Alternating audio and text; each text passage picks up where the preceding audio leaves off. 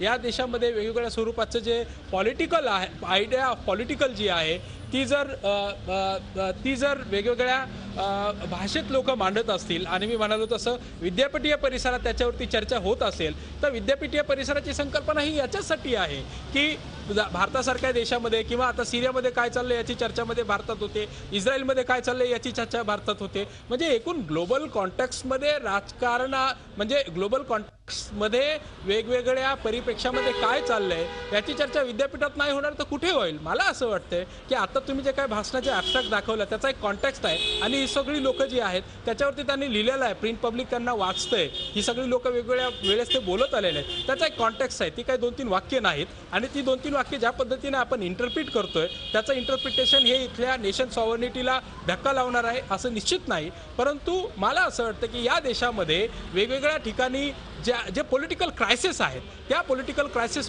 बद्दल जर बोलू तरच आपण या देशाचं अखंड भारतीय असण्याचं जे चरित्र आहे ते शाबूत ठेवू. तुमची मतं मला मान्य नसली आणि मी याचा सूत्रसंचालक असलो तरी देखील मी तुम्हाला अजिबात थांबवलं नाही. परंतु मकरंद परांजपे जेव्हा भाषण करत होते JNU मध्ये तेव्हा त्यांना हुटआउट का केलं गेलं हा खरा सवाल आहे. तेव्हा तुमचं विचार स्वातंत्र्य, तेव्हा तुमची विचार स्वातंत्र्याची गळचेपी, तेव्हा दुसऱ्याच्या मताचा आदर, तेव्हा चिंतनाची स्वायत्तता, तेव्हा बहिष्कृतांचा स्वर, हे सगळं कुठे गेलं होतं मकरंद परांजपे? सर मला एवढंच म्हणायचं होतं की मी मिलिंद जे आता बोलले त्याच्याबरोबर मी सहमत पण आहे. म्हणजे स्वायत्तता असली पाहिजे, वैचारिक स्वतंत्र असलं पाहिजे. पण मला एवढंच म्हणायचं आहे की जितका आपण प्रयास केला या देशामध्ये स्टेटनी, सिव्हिल सोसायटीनी, अनेक वर्गांनी सगळ्यांना इन्क्लूड करायचा, नॉर्थ ईस्ट असो, काश्मीर असो, किती कमिशन्स झालेली आहेत, शांतीचे किती प्रणाली आणि किती त्याच्यात प्रयत्न झालेत, त्याचा का तुम्ही मानत नाहीत? ही लोक कधी एक हर्मेन्यूटिक्स ऑफ जेनरॉसिटी का नाही आहे? Why is there a hermeneutics of hostility? आणि बऱ्याच गोष्टी दाबून एकतर्फा काय हे लोक मांडतात? हाच तर मकरंदजी हाच तर खरा सवाल आहे. प्रकाशजी मला सांगा की JNU मध्ये हे नकारात्मक विचार व्यक्त होत आहेत. विद्यापीठांमध्ये विचारांची स्वायत्तता, चिंतनाची स्वायत्तता असली पाहिजे, बहिष्कृतांचा स्वर आला पाहिजे, सर्व प्रकारचे विचारांचं संशोधन झालं पाहिजे, हे मान्य केलं. आणि मी स्वतः PhDचा स्टुडंट आहे, माझ्याकडे काही PhDचे स्टुडंट आहेत, तरी देखील अशा प्रकारच्या मतांचं भलामण एखादा प्राध्यापक खुलेआमपणे करत असेल तर त्याच्या हाताखालून आतापर्यंत शिकलेल्या विद्यार्थ्यांची पिढी कोणता राष्ट्रवादी स्वर लावणार हो? विद्यापीठ हे निश्चितपणे अभ्यासाचं केंद्र असलं पाहिजे. वेगवेगळ्या विषयाचा अभ्यास झाला पाहिजे, वेगवेगळ्या विचार प्रणालींचा अभ्यास झाला पाहिजे. आणि आपण जर बघितलं तर JNUला एक इतिहास आहे. म्हणजे JNUवर पहिल्यापासूनच मग तिथले प्राध्यापक असतील, विद्यार्थी असतील, त्यांच्यावर डाव्या विचारसरणीचा पगडा आहे. आता CPM CPI आहे, त्यांचेसुद्धा विचार आहेत. देशाला स्वातंत्र्य मिळायच्या आधीसुद्धा त्यांनी ज्या पद्धतीनं अभ्यास केलेला आहे देशाचा आणि मतं मांडलेली आहेत की भारत हा एक मल्टीनॅशनल असा, म्हणजे अनेक छोटी छोटी राष्ट्र एकत्र येऊन हे राष्ट्र झालंय, अनेक संघराज्यांचा आहे, तो एक देश नाही. अशा विविध प्रकारचे विचार असतात. आता सगळ्यात ऑब्जेक्शनेबल कुठलं आहे की आपण जर आता जे भाषण आम्हाला ऐकवलं त्याच्यामध्ये प्राध्यापकांनी त्यांची मतं मांडायला त्यांच्या विद्यापीठात त्याच्याविषयी चर्चा करायला, त्यांच्या विद्यार्थ्यांमध्ये सुद्धा चर्चा करायला उद्युत करण्यात त्याच्यात काही गैर नाही. पण हेच प्राध्यापक जर बाहेर येऊन आता त्यांनी असं म्हटलं की हे जायज नारा आहे, म्हणजे तुम्ही नारेबाजी करणार आहात का? मग तुम्ही सरळ बाहेर येऊन तुम्ही राजकारणात सामील व्हा. म्हणजे मग लोक तुम्हाला जे असेल, म्हणजे मग ह्या लोकशाही प्रक्रियेमध्ये कुठेतरी प्राध्यापकाच्या आडून एक ऍक्टिव्हिस्ट बोलू लागलाय, एक चळवळीतला कार्यकर्ता बोलू लागलाय, हा कुठेतरी झालेला पाहिजे. मकरंदजी, एक प्रश्न असा येतो की एकीकडे अतिटोकाचे असे अतिडावे विचार, तर दुसरीकडे त्याच्यावरची अतिटोकाची अशी उजवी प्रतिक्रिया, हे सगळं दोन्ही आम्हाला होताना दिसतंय. या सगळ्यामधला कुठे एक मध्यम मार्ग नाहीये का? तो आम्ही पुसून टाकलाय? नाही, तेच माझी चिंता तीच होती की जो हा मध्य आहे आणि जी मध्यस्थता करण्याची जरूर आहे त्यालाच कम्प्लिटली खारिज करून टाकलंय. म्हणजे सगळ्यांना एका बाजूला ढकललं जात आहे, तुम्ही इकडे राहा नाही तर तिकडे राहा. आणि मला पण त्या दिवशी असंच म्हणालं होतं की तुम्ही कुठच्या विचारधारेचे आहात, तुम्ही सांगा, आपलं पॉलिटिक्स सांगा.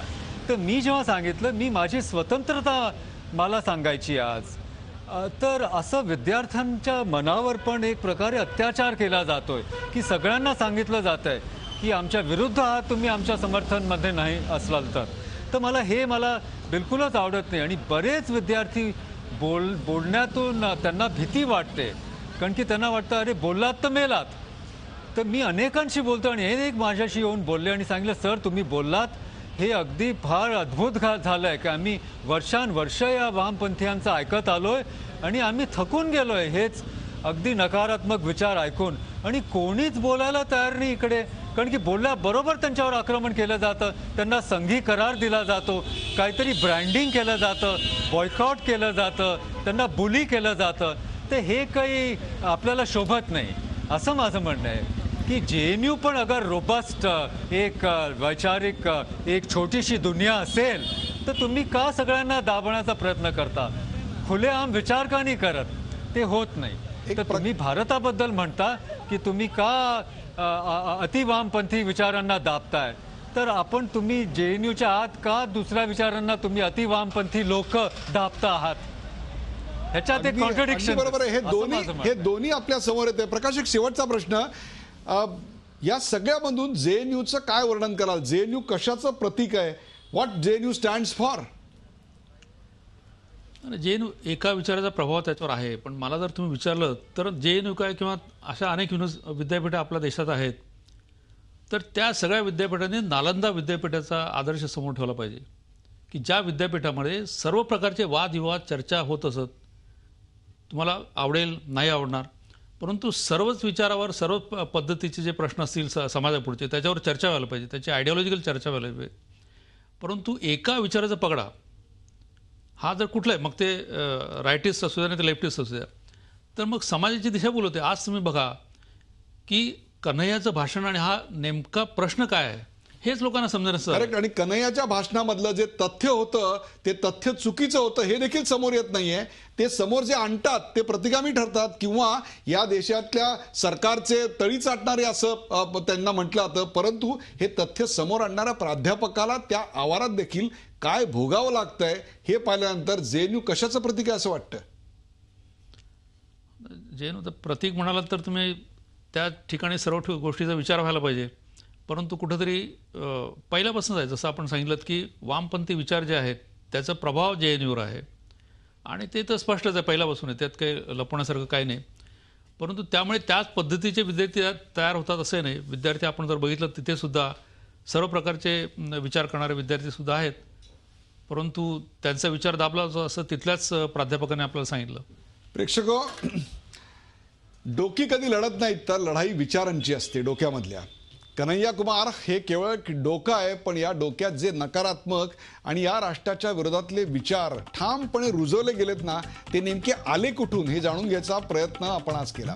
आपण ज्या देशात राहतो, ज्या देशाचं खातो, त्या देशाच्या विरोधात भूमिका घेण्याचं बाळकडू या JNU मध्ये विद्यार्थ्यांना पाजलं जात आहे का अशी मला शंका येते. कारण तसंच आता समोर येत आहे.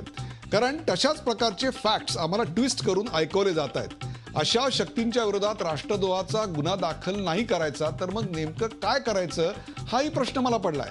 JNU मध्ये जे काही चाललंय ते नकारात्मकतेचं राजकारण आहे आणि मला कल्पना आहे मी हे सगळं बोलत असताना माझ्या विरोधात माझेच पत्रकार मित्र तीव्र प्रतिक्रिया देणार आहेत. लोकशाहीत प्रत्येकाला विचार स्वातंत्र्य आहे, पण याचा अर्थ भारताच्या विरोधात वाटेल ते बोलावं असं होत नाही. भाषणाच्या नाटकीय आवेशात कोणताही ऐतिहासिक पुरावा नसलेले दावे करणं योग्य नाही. मग तो कन्हैया कुमार असो किंवा निवेदिता मेनन असो किंवा अचिंत बनायक असो, भारतीय राज्यघटनेच्या अस्तित्वालाच आव्हान देण्याचा हा प्रयत्न आहे असं म्हटलं तर ते चुकीचं आहे का? पण JNU सारख्या प्रतिष्ठित विद्यापीठातून काही गट या विचारांना खत पाणी घालतायत ही मात्र आजची खरी चिंतेची बाब आहे. त्यांना दाबण्यापेक्षा त्यांच्याशी चर्चा करून आणि त्याहीपेक्षा त्यांनी जेवढे इंटेलेक्च्युअल्स निर्माण केले त्यापेक्षा जास्त ताकदीचे इंटेलेक्च्युअल्स निर्माण करूनच त्याला उत्तर द्यावं लागणार आहे. जेवढं त्यांना दाबायचा प्रयत्न कराल तेवढे ते अधिक वर येतील एवढं मात्र दाबणाऱ्यांनी लक्षात ठेवलं पाहिजे. या चर्चेत सहभागी झाल्याबद्दल सर्व मान्यवरांचे आभार. ताज्या बातम्यांसाठी पाहत राहा झी 24 तास. रहा एक पाऊल पुढे.